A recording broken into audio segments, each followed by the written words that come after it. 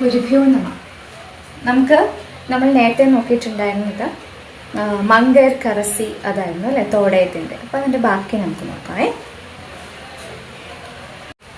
ശരി, നോക്കാം.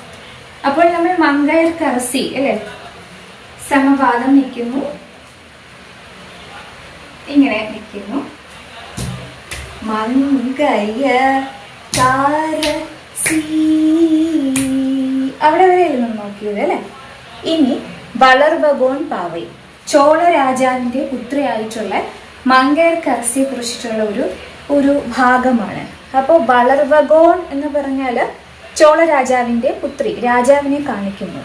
ഒന്നുകിൽ സൈഡിൽ നിന്ന് നമുക്ക് ഇങ്ങനെ ഇവിടെ കൈ കുത്തി വെച്ചിട്ട് തൃപ്പതാക എടുക്കാം, അല്ലെങ്കിൽ ഇവിടെ ഇങ്ങനെ കൈ കുത്തി വെച്ചിട്ട് വളർവഗോൺ കാണുന്നുണ്ടോ?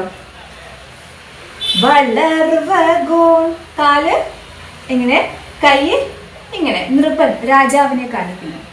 പാവൈ, പാവൈ എന്ന് വെച്ചാൽ പാവ എന്നല്ല, കുട്ടി എന്നുള്ള അർത്ഥം. അപ്പോൾ മങ്കയർക്കരസി ആരുടെ കുട്ടിയാണ്? ചോള രാജാവിന്റെ. ഒന്നുകൂടെ കാണിക്കാം. മങ്കയർക്കരസി വളർവഗോൺ പാവൈ.